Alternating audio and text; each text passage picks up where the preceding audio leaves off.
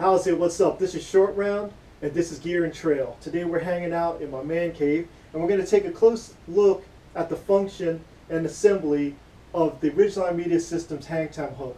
We're also going to look at version 1 and version 2 and what improvements were made. So hang out with me in the man cave, take a close look at this thing. This is a close-up of version 1. This was the original release, and it gained a lot of attention in the hammock forums world. The only problem was the durability. This was originally made with 3D printing, and the first one I got actually snapped right where the Hangtime hook goes into the socket. It just fell down and snapped in half. I sent an email to Eric, and he actually sent 2 more 3D printed Hangtime hooks for free. So the experience with Eric is amazing, the creator of this Hangtime hook. So I just want to say that my experience with Eric and the Hangtime hook is just like that of any cottage vendor that I've ever dealt with.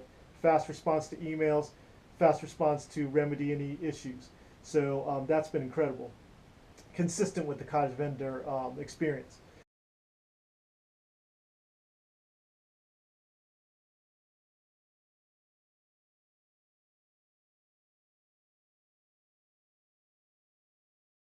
All right, here we are. Version 1, 3D printing. Version 2, injection molding. You'll see the design cues of this carried over into version 2 with some slight changes and improvements. Now remember, with the original version, you had to order one or the other for the diameter of the structural ridgeline you're using. Version 2, you'll see that the channel is made a lot bigger. So I would assume to say that this is a one-size-fits-all for a structural ridgeline. If you have anything bigger than some kind of paracord for a ridgeline, it's just probably pretty extreme.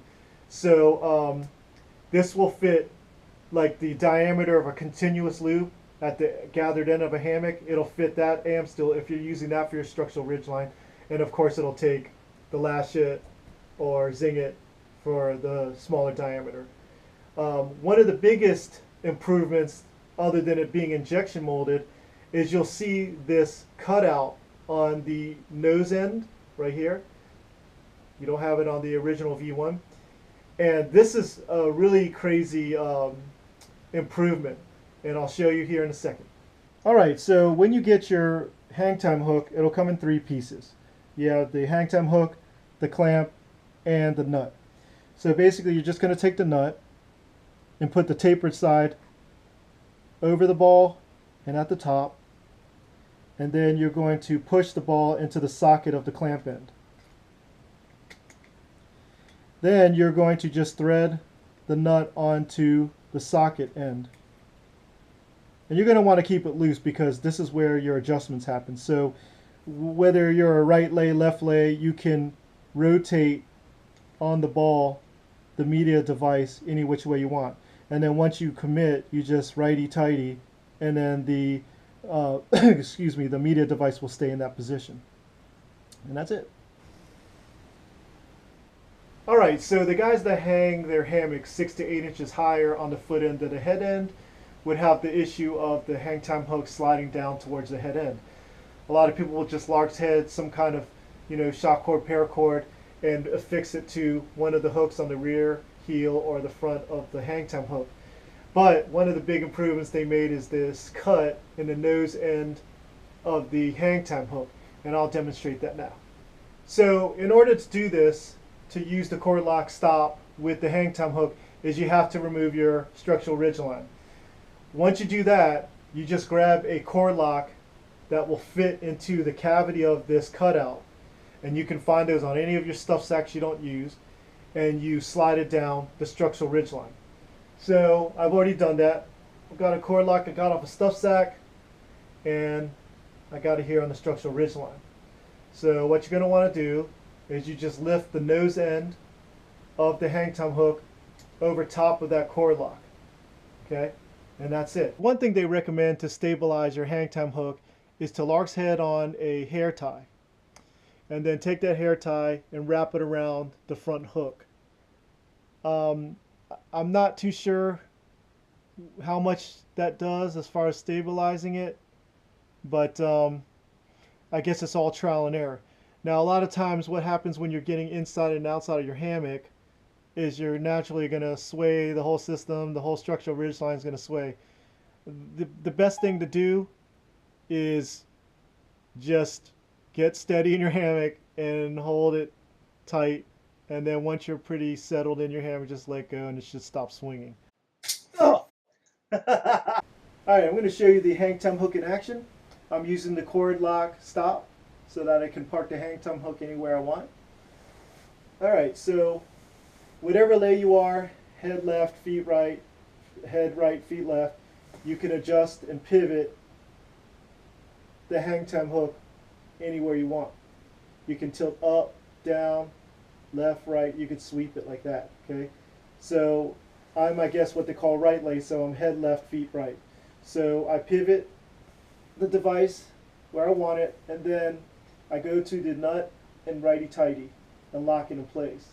And then the phone won't swivel on you while you're, whatever you're doing, whether you're watching a good YouTube video, Netflix, or listen to a podcast or what have you. So I got to be clear about this too, because a lot of outdoor enthusiasts feel the same. When I go outdoors, I am communing with nature, and I like to be detached from technology because we're literally hit with this stuff every day. We're surrounded by it. So to go outside, gaze at the stars, gaze at the trees in the sky, hear the birds chirping, whatever, the rivers churning, it brings you back to a primitive state of humanity, I guess, and out of the insanity. So the hang time hook for me finds itself mostly indoors in the man cave when I'm at home and I'm not outdoors and I want to hear a good podcast or I want to watch a good film or something like that. I don't have a TV in here. So when I'm outdoors, I like to stay unplugged. But when the campfire's burning out, your friends are all sleeping, and you want to say bye to your family on FaceTime, or you need to send stuff out on your social media, this finds a perfect fit for that use, and it keeps the phone out of the way. And I know there's tons of other people out there that actually use the clip, or the clamp rather, for other things other than a device. You know, whether they hang headlamps or whatever they hang, whatever can fit in this clamp, you can put anything else inside of it. At the time of shooting this video, I was able to get the hang time hook on sale for $15 at War Bonnet, but I know that since has changed. I believe it's back up to $20. So you can get it at War Bonnet, or you can get it at Dutchware Gear. I'll put the links below in the description, and all you gotta do is click and buy away. I think Eric did a great job with designing this hang time hook. It's an excellent piece of accessory to add to your hammock kit, and highly recommend it. Thanks for watching Short Round. Well, actually my channel has changed. Thanks for watching Gear and Trail. Peace.